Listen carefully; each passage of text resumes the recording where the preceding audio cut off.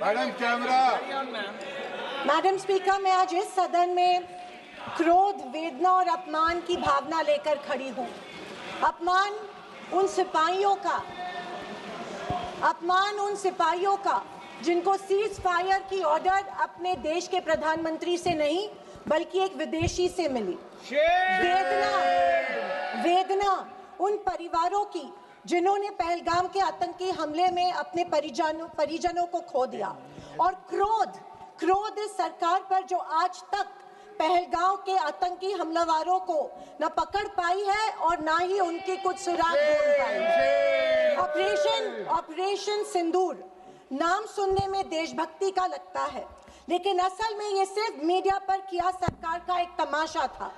कोई नहीं बता रहा है कि इस ऑपरेशन में हासिल क्या हुआ, कितने आतंकी पकड़े गए, हमारे कितने फाइटर जेट्स गिराए गए, कौन जिम्मेदार है, कौन किसकी गलती है।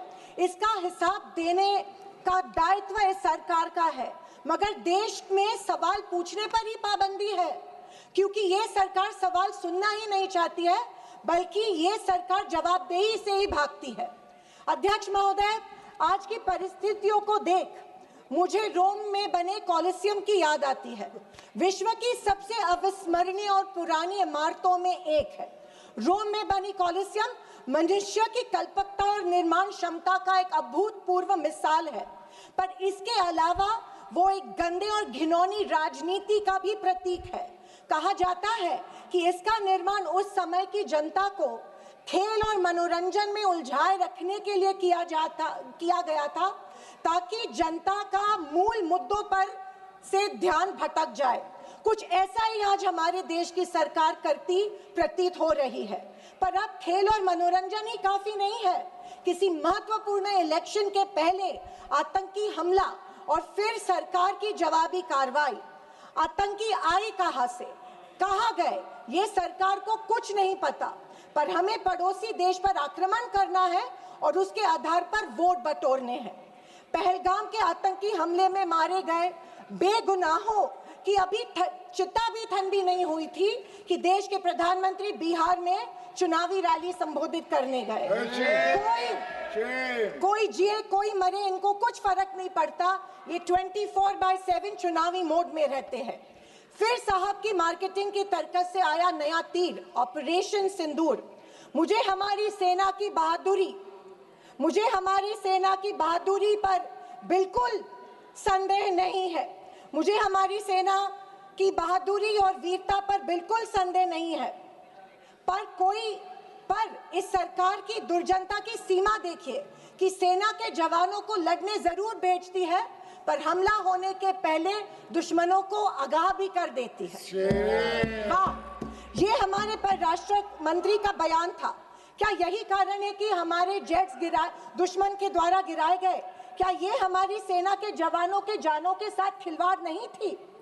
खैर, जो इंसान मानता हो कि इस सेना के जवान की तुलना में एक व्यापारी ज्यादा खतरा मोल लेता है, उससे हम अपेक्षा ही और क्या करें। ये मूर्खता है या फिर देशवासियों को मूर्ख बनाया जा रहा है? ऑपरेशन सिंदूर से देश को क्या हासिल हुआ? अमेरिका के दबाव में किया गया एक शर्मनाक सीज फायर। फॉरेन पॉलिसी ऐसी कि मित्र देशों ने आतंकवाद की निंदा तो की, पर पाकिस्तान की नहीं। स्पीकर मैडम, प्रधानमंत्री कहते हैं कि ऑपरेशन सिंदूर का जश्न मनाने का पर्व है। किस बात का जश्न मनाए प्रधानमंत्री जी? हमले के पहले आपके विदेश मंत्री दुश्मन को हमले की पूर्व सूचना देते, उसका जश्न मनाए? इसी का असर ये था कि हमारे जेट्स गिराए गए, क्या इसका जश्न मनाए?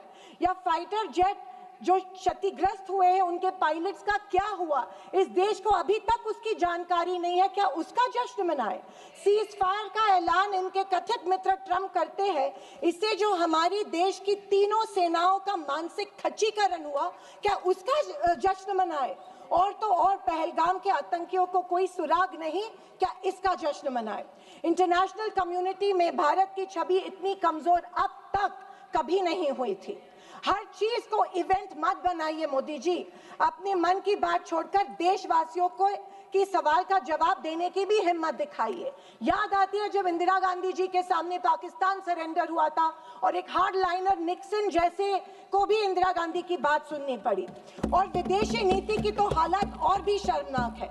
हमारे पड़ोसी नेपाल, बांग्लादेश और श्रीलंका जो कभी भारत के सबसे करीब थे, आज हमारी पीठ पीछे चीन से हाथ मिला रहे हैं। एक समय था जब भारत के पास नेबरहुड फर्स्ट की नीति थी और आज हमारे पड़ोसी हमें लास्ट प्रायोरिटी मानते हैं।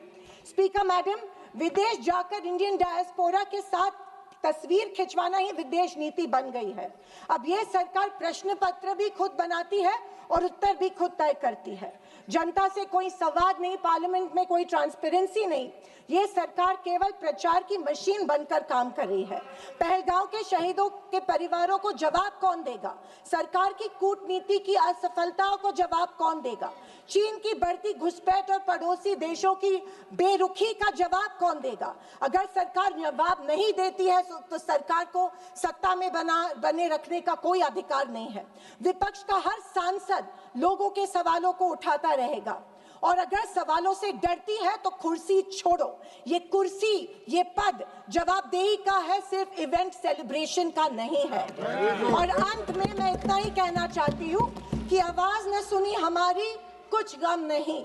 आवाज न सुनी हमारी, कुछ गम नहीं। मजलूमों की चीखें तो सुन लीजिए।